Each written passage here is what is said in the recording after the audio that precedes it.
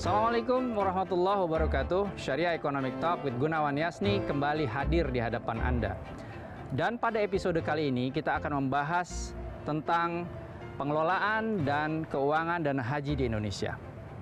Pemirsa, dana haji menjadi isu yang saat ini cukup hangat dibicarakan. Pasalnya banyak calon jemaah haji Indonesia yang gagal berangkat karena terdampak pandemi virus corona atau COVID-19. Padahal daftar antrian keberangkatan jemaah haji Indonesia tak pernah sepi. Jumlahnya selalu bertambah setiap tahun.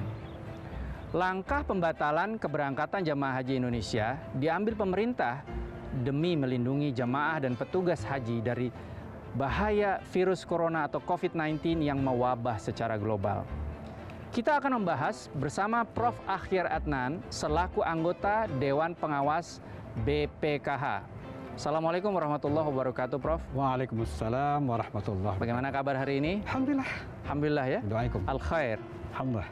Prof, BPKH ini kan masih termasuk satu badan yang cukup baru ya di Indonesia.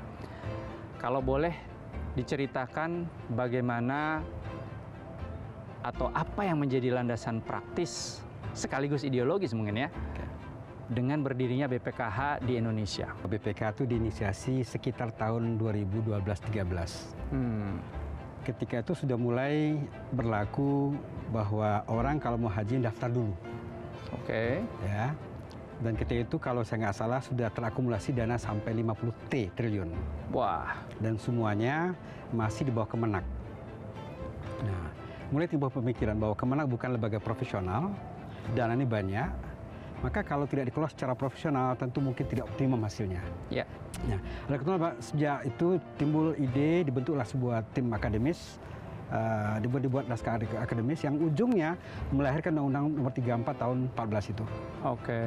Waktu bikin kajian akademik ya tentang Badan Pengelola Keuangan Haji itu pasti kan melakukan semacam studi banding atau mungkin sekedar benchmarking mungkin. Ya. Nah, sebenarnya BPKH ini benchmarking yang dilakukan pada saat itu kemana, Prof? Ya, sedunia ini negara yang sudah punya lembaga semacam BPK baru Tabung Haji Malaysia. Tabung Haji Malaysia ya, Prof ya. Jadi saat ini baru dua, Malaysia dan kita.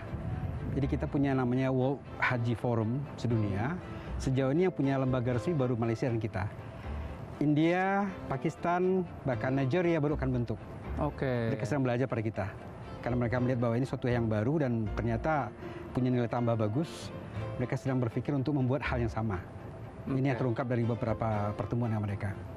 Jadi kita secara spesifik melakukan benchmarking ke Tabung Haji Malaysia. Betul. Nah, dari benchmarking dengan Tabung Haji Malaysia itu, Prof, apakah ada semacam saya menyebutnya mungkin muhasabah gitu, karena kita adalah yang lebih baru begitu, mereka sudah lebih lama. Betul. Tentu di mereka ada success story maupun juga ada failure story ya gitu ya. Hal-hal apa yang kemudian bisa kita antisipasi dari success story maupun failure story-nya Tabung Haji Malaysia? Ya, sejauh ini yang tampak memang lebih pada success story-nya. Ketika mereka bisa investasi di berbagai bidang ya, bahkan masuk real estate, masuk kelapa sawit, pergedungan rumah sakit dan sebagainya. Ini yang kemudian digunakan untuk menopang, mensubsidi jamaah berangkat ke haji. Oke. Sehingga di Malaysia dikesan itu murah, padahal sebenarnya sama kosnya. Tapi karena subsidi mereka cukup besar, sumbernya, maka itu terasa tanda petik murah. Sebetulnya kos mereka kita sama. Oke. Cuman bedanya barangkali saat ini kita masih terbatas, sehingga nilai manfaat terbatas, maka bahkan orang nggak tahu bahwa sebetulnya ada subsidi yang cukup besar. Oh, ada subsidi yang cukup besar di pemberangkatan jamaah haji. Reguler ya. Jamaah akan mendaftar. Ya. Per orang ketika daftar per juta rupiah. Itu terakumulasi. Alhamdulillah tahun kemarin itu yang daftar sampai 700.000 orang per tahun. Wah, itu kan cukup banyak ya. Cukup banyak ya. 700.000 orang. Per bulan hampir lebih kurang bisa 1 T per bulan ya. 1 triliun dana yang terakumulasi dari pendaftaran. Hanya tahun ini terus sedikit karena pandemi ya. Nah, undang-undang mengatur sedikit ada dua pola awal, ada penempatan, ada investasi. Maka ketika masuk ke giro bank-bank syariah yang kita tunjuk yang sudah kita awasi, setelah terbentuk jumlah tertentu kita depositokan. Oke. Oke. Jadi bank syariah ya, ini Syariah. harus Itu mutlak. berdasarkan prinsip syariah ya. Mutlak. Jadi bank kita tunjuk yang nama BPS BPA itu bank yang lulus seleksi. Oke. Tidak semua bank syariah kita terima, tapi kita seleksi lagi, ya. Sehingga mereka lolos, lalu mereka bisa kita tunjuk sebagai partner kita, menerima pendaftaran. Setelah itu masuk, ada kita atur dalam SI, Standard Instruction, bahwa kalau jumlah tertentu kita depositokan dulu. Oke. Kemudian kalau jumlah tertentu kita mulai investasikan. Kemana? Sesuai dengan aturan undang-undang, sebenarnya ada 5 venues, 5 area yang bisa dilakukan. Pertama tentu deposito tadi, syariah. Deposito syariah di bank syariah. Betul. Yang kedua boleh membeli surat berharga syariah. Yang dikeluarkan oleh negara maupun korporasi Swasta. mungkin ya? Boleh swasta korporasi asal syariah. Ya. Tentu kita lihat DSN ya. Kalau DSN rekomendasi kita beli, kalau enggak. Ketiga boleh namanya emas. Emas, oke. Dibatasi 5%. 5% cuman Ya, boleh dari di emas. total dana kelolaan. Keempat, investasi langsung lainnya yang berkaitan dengan haji. Misalkan Memiliki properti hotel, mungkin. properti di Tanah Suci, ya ini baru akan kita mulai. Dan terakhir lain-lain. Nah, ini lain-lain bisa banyak ya. Lain-lain ini yang bebas, termasuk apapun sejauh itu halal ya. Syariah mutlak ya. Syariah Nah, mutlak. tapi porsi dibatasi. Nah, inilah kira-kira portofolio kami yang sudah terkawal secara undang. Sehingga dalam mengawasi kami melihat itu dulu, ya. Oke. Apakah portofolionya masuk apa enggak? Kedua tentu syariah, ya.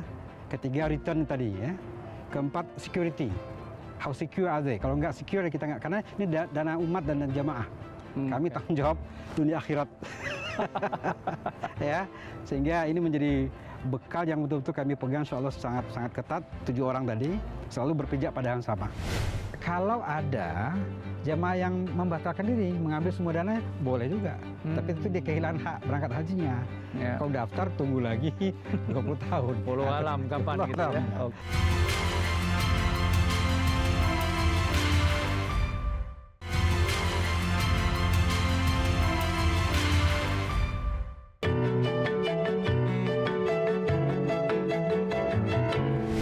Kembali lagi di program Syariah Economic Talk with Gunawan Yasni. Pandemi virus corona COVID-19 membuat perjalanan haji di tahun 2020 menjadi terhambat. Bahkan pemerintah Arab Saudi menutup wisatawan asing dan jemaah haji untuk datang sebagai langkah pemutusan tali rantai penyebaran virus corona COVID-19 di lingkup global. Lalu seperti apa pengelolaan dana haji di tengah pandemi ini? Kita akan lanjut perbincangan kita bersama Prof. Akhyar Adnan. Tadi Prof. sudah menyampaikan soal prinsip syariah dari pengelolaan dana haji ini. Ya. Prof. sebagai anggota Dewan Pengawas tentu untuk prinsip-prinsip syariah ini melakukannya pengawasannya hanya oleh internal Dewan Pengawas atau ada menggandeng atau berkolaborasi dengan pihak di luar BPKH? Sebetulnya kita tidak mungkin sendiri. Selama ini menyadari bahwa kami juga penuh keterbatasan, maka tentu kami harus mengajak pihak luar. Siapa mereka? Yang pertama tentu DSN MUI. Dewan Syariah Nasional Majelis Ulama Indonesia. Yang selalu menjadi partner kita untuk berkonsultasi dan bahkan menentukan sesuatu yang sifatnya boleh atau tidak boleh, halal atau tidak halal. Di luar itu biasa juga kami mengundang Majelis Tarjih Muhammadiyah ya, dan atau Basul Masail NU. Jadi dua ormas terbesar ini selalu diajak kita juga ya? Betul. Kita berpartner karena ya itulah yang menjaga kami insyaallah. Selain kami punya internal resources, kami tahu bahwa ada dua lembaga besar ini yang cukup dapat dipegang insyaallah.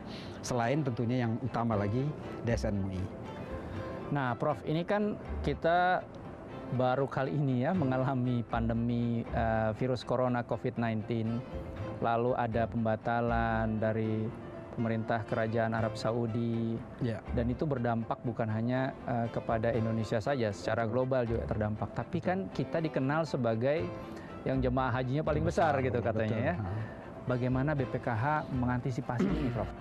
Pertama perlu difahami bahwa BPKH lebih concern kepada pengelolaan dana haji. Dananya ya, Prof? Dananya. Sementara operasi haji itu lebih menjadi domainnya Kemenak. Betapapun juga kami masih mikir itu. Artinya tidak lepas sama sekali. Nah, beberapa informasi yang sudah mulai kuat terdengar bahwa Saudi juga sedang berpikir untuk mengembangkan kegiatan haji dalam bentuk penambahan jumlah jamaah. Oh, jadi suatu saat ini akan bisa Mungkin lebih dilipat dua ditambah kan, ya? ya. Oke. Bahkan lipat dua kabarnya, dari 2,5 3 juta menjadi 5 juta. Oke. Nah, ini mudah-mudahan dengan demikian akan bisa memperpendek ya, mengatasi yang tahun ini nggak berangkat, tapi juga mungkin memperpendek sedikit masa tunggu. Oke. Nah, yang pada tahun 2020 ini tidak berangkat, Prof. Betul. Apakah BPKH menyiapkan semacam opsi buat mereka? Soal antrian kita kembali pada Kemenak, mesti otomatis ya, yang tahun ini nggak berangkat tahun depan dan seterusnya. Soal dana memang ada beberapa opsi. Ya. Pertama bahwa jamaah boleh mengambil kembali dananya yang setelah lunas, yang 10 juta lebih kurang. Ya. Ya. Kemudian ya mereka ambil tahun depan store lagi, jangan berangkat seperti biasa. Oke. Itu yang pertama. Kedua, mereka juga boleh membiarkan dana haji di BPKH. Kami kelola. Dan kita kembalikan, kami bagi hasil nanti di akhir sekitar 10 bulan ya masa-masa pengelolaan sesuai dengan rate yang berlaku. Karena BPK bukan lembaga pencer laba, maka berapa laba tentu kita proporsi bagi dengan jemaah itu. Tetapi juga kalau ada jemaah yang membatalkan diri, mengambil semua dana, boleh juga. Tapi itu dia kehilangan hak berangkat hajinya. Ya. Kalau daftar tunggu lagi 20 tahun. Walau alam kapan gitu ya. Nah, ini secara prinsip syariah dan mungkin juga prinsip hukum positif yang berlaku, sebenarnya BPKH ini posisinya sebagai apa dari calon jemaah haji ini, Prof? Sesuai dengan akad yang sudah kita tanda tangani bersama dan sekaligus memang di-endorse oleh MUI dan DSN, sifatnya ini kita jadi wakil kan. Oh, jadi wakil calon jemaah ya. Jadi akadnya akad wakalah. Oke. Kita mewakili jamaah dalam mengelola dana mereka. Maka kita punya semacam keluasaan sejauh tadi di bingkai syariah, returnnya oke, kemudian secure dan seterusnya. Jadi kami memang menjadi wakil dari jamaah yang sebanyak itu untuk mengelola dana mereka selama dana dia ada di tangan kami. Oke. Nah, ini ketika tahun 2020 tidak ada pemberangkatan calon jemaah haji, pastinya kan secara dana kelolaan ada sesuatu yang tadinya untuk membayar ini dan itu bisa kemudian dipending begitu ya? Ya. Peristilahannya dipending gitu ya, ditunda. Tapi kan tentu saja ini tetap dikelola kan ya, Prof ya? Betul. Kita kelola seperti biasa, artinya kembali kita investasikan. Oh, oke. Ya, jadi kembali pada masuk ke wilayah investasi, ya tentu nambah return, ya tetap jamaah itu dana tadi berapapun hasilnya kembali pada jamaah. Jadi perlu diingat begini, BPKH ini kan lembaga nirlaba. Oke. Maka kalau kita ngerti akuntansi, maaf nih sedikit akuntansi ya. Di akuntansi kita lihat di neraca kan ada dua sisi ya, aset sama kalau yang normal itu liabilities itu ada dua, liability dan equity. Nah, kami tidak punya equity. Karena equity artinya pemilik modal kan. Karena apa? Semua itu liability, punya jamaah. Punya jamaah karena wakil tadi. Betul. Jadi kita apapun hasilnya itu menjadi bagian dari jamaah punya. Nah, mungkin satu concern kecil yang bisa kecil tapi serius. Apa tuh, Prof? Bahwa selama ini kan yang banyak masyarakat tidak tahu bahwa mereka yang berangkat itu kan sebenarnya subsidized significantly. Ya. Subsidize significantly. Iya. Kenapa? Karena kita lihat contoh yang tahun ini atau tahun lalu paling nggak. Dari total real cost yang 70 juta itu kan jamaah bayar cuma 35 juta. Ya. 35 pun kalau kita hitung cuma 30. Kenapa? Karena 5 juta dikembalikan dalam bentuk living cost. Ya, bayangkan artinya dalam bentuk uang real biasanya. Iya.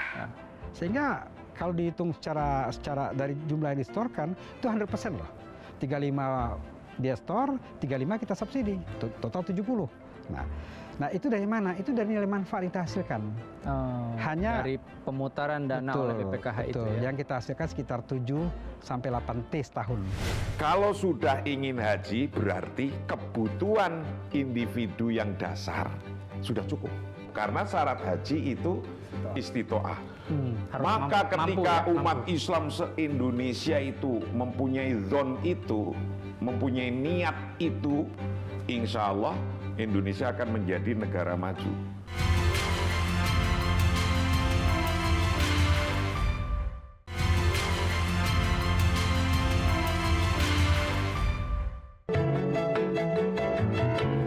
Kembali lagi di Syariah Economic Talk with Gunawan Yasni.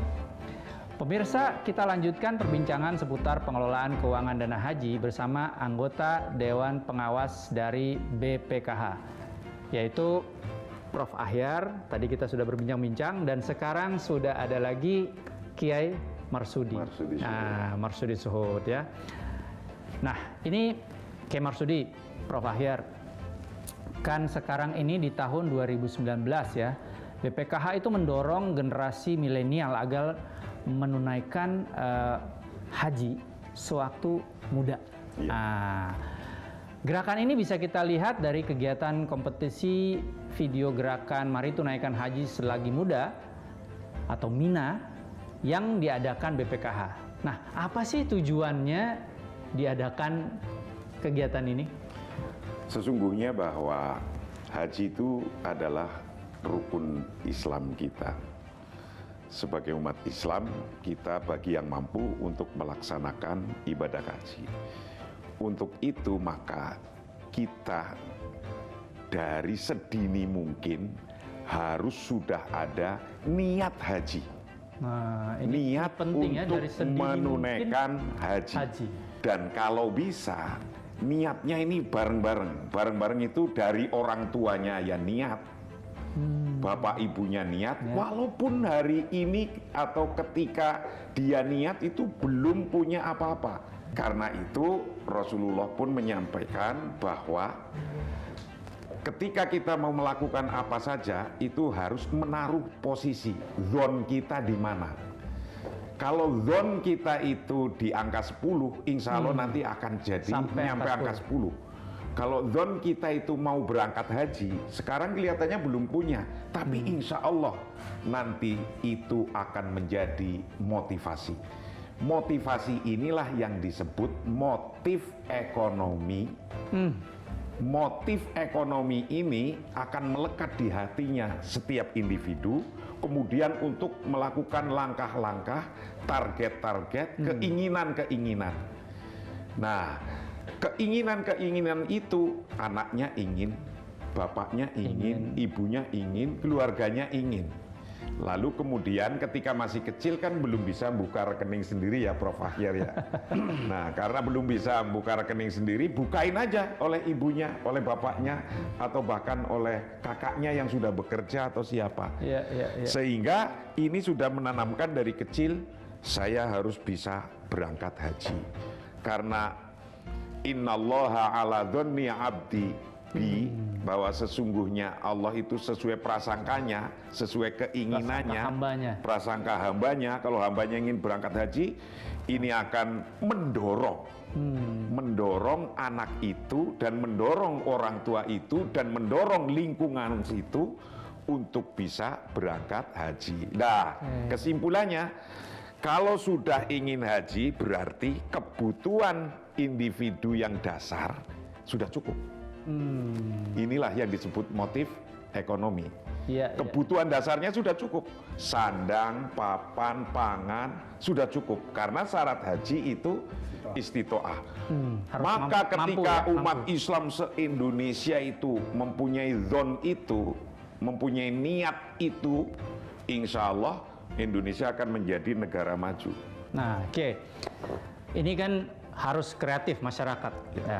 Motif ekonomi ya. Tapi kan kita punya BPKH nih. Kiai sama Prof kan juga ada di BPKH, mengawasi begitu kan ya. Nah, kalau dalam konteks pengelolaan dana haji di BPKH, sebenarnya dengan motif yang sudah sangat kuat dari masyarakat itu, bagaimana BPKH bisa mengelolanya? Nah, Prof Ahyar nih gimana nih? Ya, baik. Saya harus sambung yang pertanyaan pertama ya. Soal tadi haji muda ya. Kita kenal bahwa ada istitoah itu ada dua, financially sama dan yang lainnya non financial, termasuk tentunya adalah fisik. Nah, kalau anak muda tuh di umur 20 tahun dia daftar dengan masa tunggu 20 tahun lebih kurang, maka berangkat umur 40 tahun. Itu masa-masa puncak dia punya kekuatan fisik yang oke. Bayangkan kalau seperti tahun kita amati sana, umur 60-70 itu berat sekali. Maka kita dorong mereka yang muda itu haji agar pas saat puncaknya kekuatan fisik di haji. Saya ada pengalaman, maaf mungkin agak keluarga ya. Ketika dulu anak seumur 5 tahun, umur kelas 5 SD, saya ajak umroh. Ya berdua, ya berempat kami. Itu menarik. Ketika mau pulang dari Jeddah, dia nangis. Loh, kenapa nangis? Ayah, saya kok pengen lagi di sini. Gitu ya. Rupanya sudah ada touch ya. Maka sekarang setelah dia bekerja setahun. Kapan tuh dia bilang, ayah berapa sih daftar haji? Soalnya 25. Saya bilang udah mau daftar. Kalau kurang bisa saya tambahin. Dia bilang no. Kemarin udah ada lebaran. Istitoah. Ya, dia memegang istitoah. Dia lapor, ayah alhamdulillah tabungan cukup. Daftar kemarin sudah. Alhamdulillah. Jadi rupanya ini ada kaitan di rumah bagaimana, di sekolah gimana, finansial gimana. Itu mendorong mereka walaupun masih umur 23 tahun sekarang sudah daftar haji. Ya. Jadi ini yang kita harapkan bahwa anak muda yang punya ghiro, punya dana, punya visi ke depan tuh haji. Kan haji itu bagian dari capaian luar biasa kan, ultimate ibadah ya sebagai seorang muslim. Yang demikian insya Allah akan jadi masyarakat muslim yang betul-betul menjadi motor dunia insya Allah. Dalam segala hal ibadah, ekonomi dan sebagainya. Nah, kembali pada keperluan. Di tahap tadi saya sudah cerita bahwa kita punya lebih kurang 5 area ya. Dana tadi bisa diputar pertama, saya ulangi lagi, dalam bank syariah bentuk deposito. Kedua, surat berharga. Semua syariah. Semua syariah. Ketiga, emas insya Allah syariah. Ya. Keempat, investasi yang berkaitan dengan kaitan haji. Kita boleh punya properti di sana insya Allah ya. Dan semacamnya, bahkan mungkin pesawat terbang, mungkin ya, kalau tidak sesuai dengan perhitungan kita. Dan yang lain yang kelima lain-lain. Lain-lain ini apapun juga yang halal. Nah, inilah cara kami ngolah. Ya, kami berprinsip pada tadi ya, syariah, resikonya terjaga, returnnya optimum, secure, transparan sebagainya. Nah, inilah di antara cara kami menjaga bagaimana agar dana umat yang besar ini aman, kemudian masyarakat tenang, dan pada waktunya berangkat pada sesuai dengan jadwal yang disepakati. Kan uang itu akan digunakan untuk membangun. Nah, itu dampak makro. Nah, ini dampak makronya ini. Untuk membangun apa? Untuk membangun kebutuhan masyarakat bangsa Indonesia itu sendiri. Iya.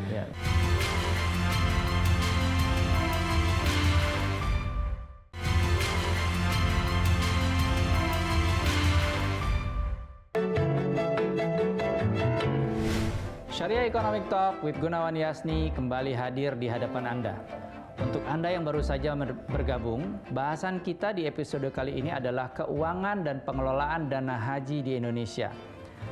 Dana haji bagi calon jamaah haji tak melulu bersumber dari pendanaan perbankan syariah yang menyediakan fasilitas, cicilan, tabungan, dana haji. Kini BPKH dan usaha mikro di berbagai bidang seperti pegadaian, perbankan lokal pun bergerak bersama guna menyokong pembiayaan dana haji bagi calon jamaah haji Indonesia dalam produk-produk semacam tabungan. Nah, Kiai Marsudi Suhud, bagaimana mekanisme dan sistem kelola dana haji melalui usaha mikro ini dan bagaimana kira-kira dampak secara makroekonominya? Dimulai dari niat tadi, niat untuk melaksanakan haji. Effort itu, usaha itu akan menghasilkan ekonomi atau menghasilkan uang. Kemudian dari menghasilkan uang, kemudian mereka berusaha untuk menabung. Kalau anaknya masih kecil, yang berusaha adalah ibunya, bapaknya, kakaknya, saudara-saudaranya untuk membukakan produk tabungan haji. Nah, biasanya ini di bank-bank itu sudah ada produk ini, produk tabungan haji. Nah, ketika demikian, baik itu perbankan atau di pegadaian juga ada, jika ada produk semacam itu, bisa ikutin itu. Ketika sudah 25 juta, itu kemudian disetorkan untuk mendaftar menjadi calon jamaah haji. Setelah 25 juta itulah tercatat namanya. Calon jamaah haji. Tinggal berapa tahun dia menunggu. Ketika menunggu itu, maka ada uang yang kumpul di situ. Di BPKH. Di BPKH, yang sekarang jumlahnya kira-kira 137 triliun. Sampai tahun 2020 ini ya? Tahun 2020. Nah, uang yang sebanyak ini kemudian kita investasikan ke beberapa hal. Karena uang ini pertama kali pintunya kan bank. Maka ketika di bank di situ uang kumpul, bank pun itu bisa melakukan investasi-investasi dengan uang yang sudah ada di situ. Ya. Nah, karena BPKH ini dibentuk melalui Undang-Undang nomor 34 tahun 2014 yang tujuannya adalah untuk bagaimana meningkatkan keekonomian uang ini. Yang sebelumnya uang ini dikelola oleh Departemen Agama. Kementerian Agama. Ya, Kementerian Agama dulu Departemen Agama. Menambah manfaat. Manfaat itu keuntungan. Yang keuntungannya ini semua ketika dana haji yang kumpul diinvestasikan melalui surat-surat berharga, melalui efek, dan juga beberapa ada di deposito. Kalau yang kita butuh untuk liquid, itu harus kita deposito. didepositokan. Karena apa? BPKH itu berkewajiban yang liquid itu siap untuk 2 kali haji. Oh, harus siap untuk Harus 2 kali. siap untuk 2 kali haji. Maka walaupun sekarang corona tidak haji, orang jangan takut. Karena uangnya siap semua. Siap semua. Minimal 2 kali haji itu sudah siap. Oke. Lah uang yang 2 kali haji sudah siap ini, yang liquid ini, lah itulah yang ditaruh di deposito. Lah yang ditaruh atau yang kita investasikan di surat-surat berharga, selain yang di bank juga membuat bank syariah akan liquid, pasar syariah akan baik, bisnis-bisnis syariah juga akan berkembang. Ini juga diinvestasikan di surat-surat berharga. Nah, ketika diinvestasikan di surat-surat berharga, itu ada kita return, ada return. Return itu pasti kita cari yang terbaik, yang super aman. Yang aman misalnya ya obligasi-obligasi sun, yang syariah, sukuk, pemerintah. Yang uang itu setelah kita membeli surat-surat berharga, baik pemerintah atau swasta, kan uang itu akan digunakan untuk membangun. Nah, itu dampak makro. Nah, ini dampak makronya ini. Untuk membangun apa? Untuk membangun kebutuhan masyarakat bangsa Indonesia itu sendiri. Bisa bangun jalan. Jalan itu bisa untuk dilalui membawa barang-barang dari kampung ke kota. Disitulah putaran ekonomi. Begitu pula bisa menciptakan lapangan kerja. Orang jadi pada bisa kerja. Ketika kerja, purchasing power, daya beli masyarakat akan naik.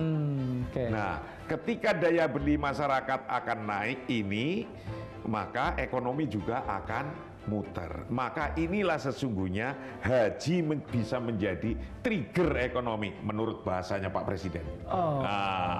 Karena dalam niat haji itu akan timbul motif ekonomi.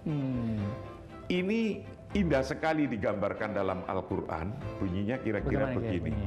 Zuyyina linnas hubbus syahawat minan nisa wal banin.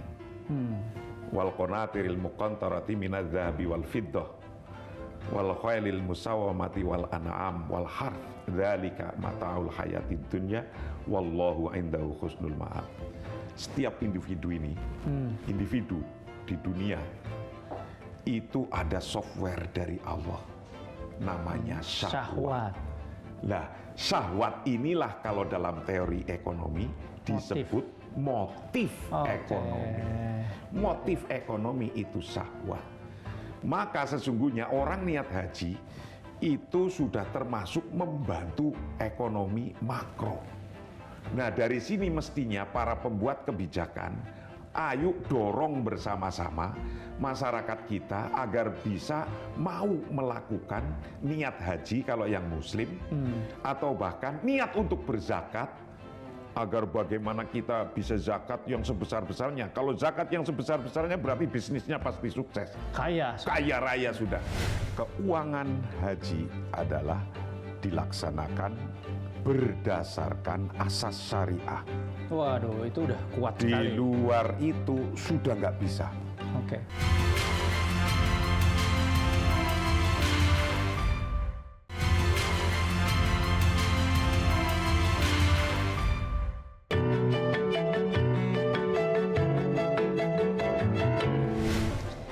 Tidak terasa kita tiba di penghujung segmen pemirsa.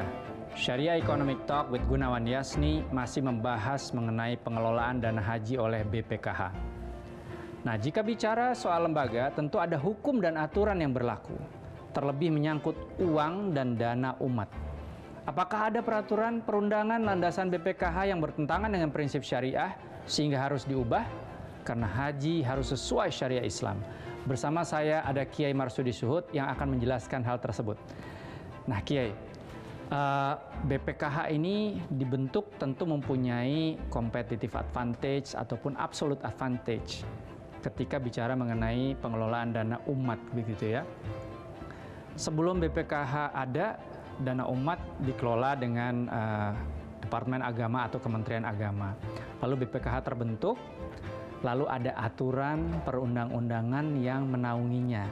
Nah, kira-kira dari aturan perundang-undangan dan aturan hukum positif yang menaunginya, masih ada nggak, Kiai, yang perlu dibenahi begitu? Lalu kalaupun ada, mungkin dari sisi apanya, dan bagaimana dengan yang tadi saya sempat singgung, competitive advantage atau kalau perlu absolute advantage keberadaan BPKH dengan sebelum adanya BPKH. Jadi begini, bahwa Undang-Undang Nomor 34 tahun 2014 itu kalau tentang kesariahan itu termaktub, tertulis dengan jelas pada bab 1 pasal 2. Bab 1 pasal 2 ini ngomong bahwa keuangan haji adalah dilaksanakan berdasarkan asas syariah. Waduh, itu udah kuat Di sekali. luar itu sudah nggak bisa. Oke. Kok kita membelanjakan di luar syariah tidak bisa. Ya. Membelanjakan itu tidak bisa. Nah, selain asas syariah juga atas asas manfaat. Artinya jelas manfaatnya terkontrol. Untuk apa? Untuk kepentingan calon jemaah haji. Semua arahnya ke situ. Calon jemaah haji, karena juga yang diwakili oleh BPKH adalah calon jemaah haji ya, Kiai. Iya. Selain syariah, asas manfaat termasuk nirlaba. Nirlaba ini artinya kita yang bekerja di BPKH itu hanya semata-mata effort seluruh tenaganya dikeluarkan semuanya, kemampuannya untuk ingin memenuhi kekurangan gap pembayaran haji yang dari 30 juta karena 35 yang 5 dikembalikan yang masih kekurangan sekitar 42 juta ini. Ya. Syukur-syukur ke depan itu bisa lebih murah ketika dana haji ini mendapatkan manfaat yang lebih besar.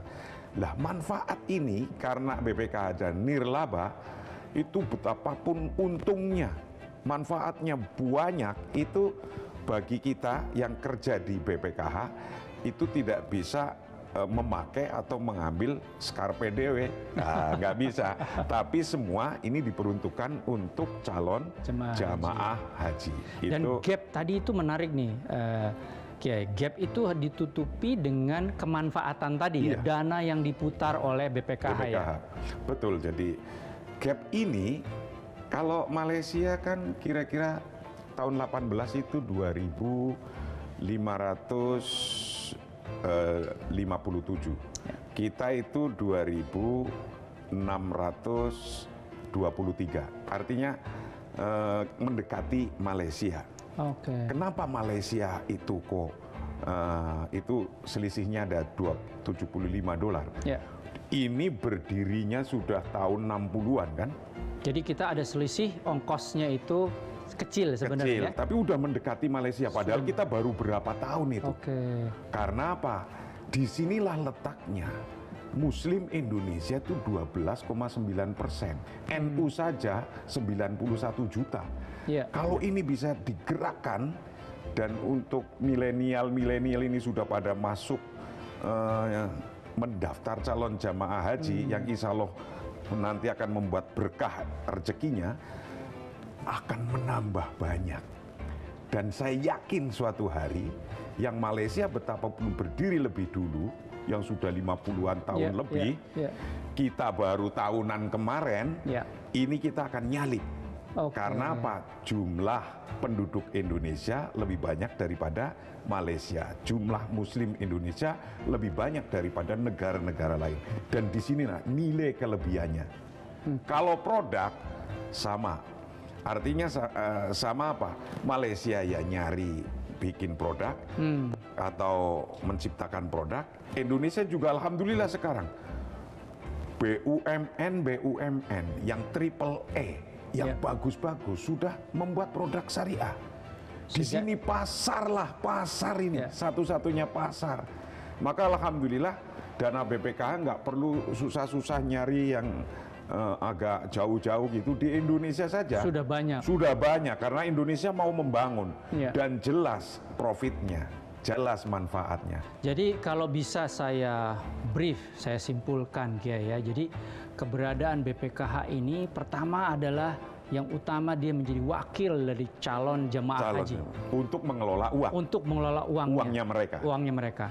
Lalu yang kedua, dalam pengelolaan uang calon jemaah haji itu ada sudah aturan-aturannya ya, rambu-rambunya, aturan hukum positif, peraturan perundang-undangan dan juga berdasarkan prinsip-prinsip syariah. Gitu.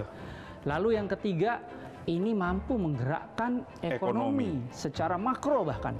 Kenapa? Dari niatan haji lalu menyetor itu saja sudah bisa menggerakkan, memotivasi dan menggerakkan. Oke, baik. Pak Kiai Marsudi Suhud, terima kasih banyak atas perbincangan yang sudah kita lakukan sepanjang waktu yang Kiai bisa sediakan buat kami. Demikian perbincangan saya bersama anggota Dewan Pengawas Badan Pengelola Keuangan Haji. Semoga dapat memberi informasi dan pembelajaran untuk pemirsa dan tentu memacu semangat Indonesia untuk bergerak maju menjadi kiblat ekonomi syariah dunia di masa yang akan datang. Nantikan episode Syariah Economic Talk with Gunawan Yasni selanjutnya dengan narasumber-narasumber terkemuka dari dalam dan luar negeri. Saya Gunawan Yasni beserta kru yang bertugas undur diri. Sampai jumpa. Assalamualaikum warahmatullahi wabarakatuh. Waalaikumsalam warahmatullahi wabarakatuh. Terima kasih.